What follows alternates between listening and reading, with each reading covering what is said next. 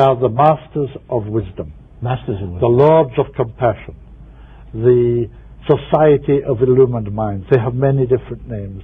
The Mahatmas of the East. They don't come exclusively from the East, but they live in the remote mountain and desert areas of the world, like the Himalaya, the Andes, the Rockies, the Carpathians, the Gobi and other deserts. And from there, from behind the scenes of our lives, they have beneficently overseen the evolution of humanity from the very earliest times. From the point when we were all running around, probably naked, early animal man and woman, we have come to a point today where we look at ourselves somewhat civilized a little bit.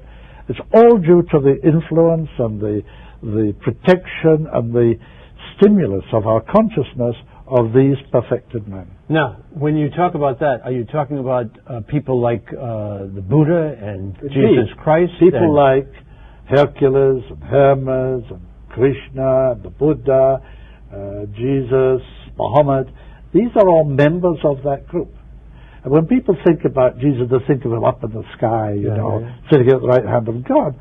Not at all. So you're talking about the great teachers of all time. The great teachers of all time come from that same spiritual center of which the Lord Maitreya is the head and leader. Question might be, are you a missionary, a theologian? What are you, and where is this all stemming from? None of these things. I'm not an evangelist, a missionary. I may be a man with a mission, but not a missionary. You know, there is a difference. I am a painter, an artist, who was contacted way back in 1959 by one of the close disciples of the Christ. The Christ is really not the name of an individual. It's the name of a great master, a great, powerfully, highly evolved man. In fact, the master of all the masters, and the masters of men like us who have really preceded us in evolution and finished this evolutionary path on which we are all set. I was contacted by one of these masters who lives in the Himalayas early in '59. Soon after that, he said, now our master, the master of all the masters, has something important to tell you. And then the voice of his master, the Lord Maitreya, to give him his personal name, who is the master who embodies what we call the Christ principle. The energy of love. So he's the Lord of love. Lord Maitreya is not a name which most Christians would associate with the Christ. What is his relationship to the Christ? Maitreya and the Christ are one and the same individual, and he worked through Jesus by overshadowing Jesus 2,000 years ago in Palestine. His consciousness entered into that of Jesus at the baptism, and from the baptism to the crucifixion, Jesus was the Christ. And that's the most usual form for the manifestation of the teacher, the avatar. Just as the Buddha before him worked through the vehicle, the Prince Gautama, from about the age of 19, manifesting himself as one of the avatars for the previous age.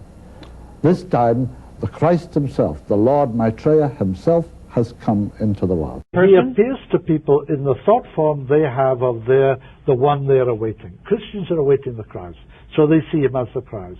Hindus await him as Krishna, they see him as their idea of Krishna. Buddhists await him as Maitreya Buddha. And so he's kind of the universal he is teacher, the universal God? The world teacher. The teacher for all groups, religious and non-religious alike.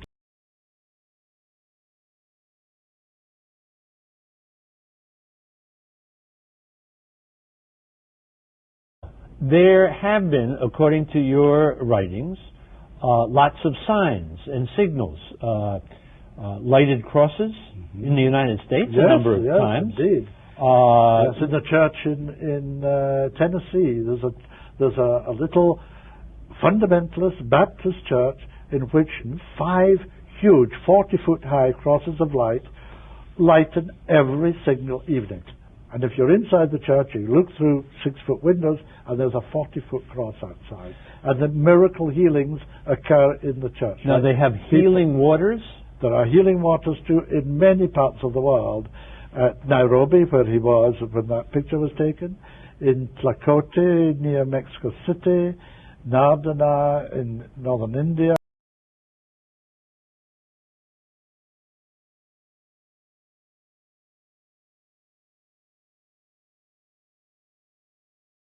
Why has the Christ stayed so behind the scenes when there are millions of people starving in the world? Why doesn't he come out and solve the problem? By karmic law, he cannot simply create all the food and share it out and give it to all the starving millions. And we would say, oh, that's good. We don't need to do anything about this, you see? Clap our hands. This absolves us from our right to do it. It's our problem. He has poured into the world a new energy, which he calls the energy of equilibrium. And this brings about harmony in the world. It acts through the law of action and reaction, which, as you know, are opposite and equal. And by its action, its harmonizing action in the world, we will create out of the present violence and tension and discord and unhappy conditions a period of peace, tranquility, mental and emotional poise, and in exact proportion to the existing disharmony, disequilibrium. If you look at what's happening on the political field in the world, the demand for freedom and democracy, which is sweeping the world, not only in East Germany and the Eastern Bloc, but across the world. Even the states of America, he says, will demand their own independence.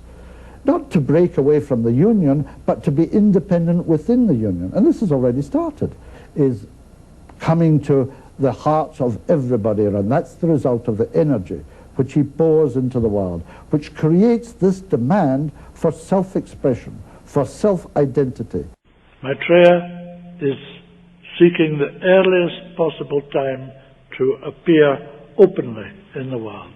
He will appear first in America. Look for a man who is calling for justice in the world, for all the world, for freedom for all the world. When enough people are responding to what he has to say,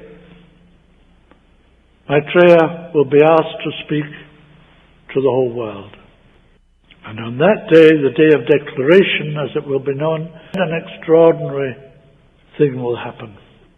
Simultaneously, throughout the world, people will see Maitreya's face, by now familiar, on their television sets. Everyone, every adult in the world will hear his words, his thoughts, his ideas inwardly, silently, telepathically.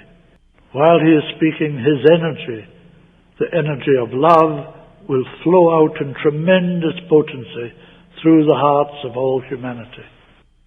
This will evoke an intuitive, heartfelt response to the message.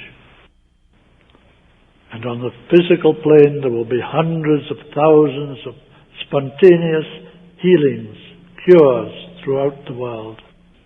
Our response to this extraordinary day and this message will determine the whole future of our world. Maitreya has already said, "My heart tells me your answer, your choice, and is glad."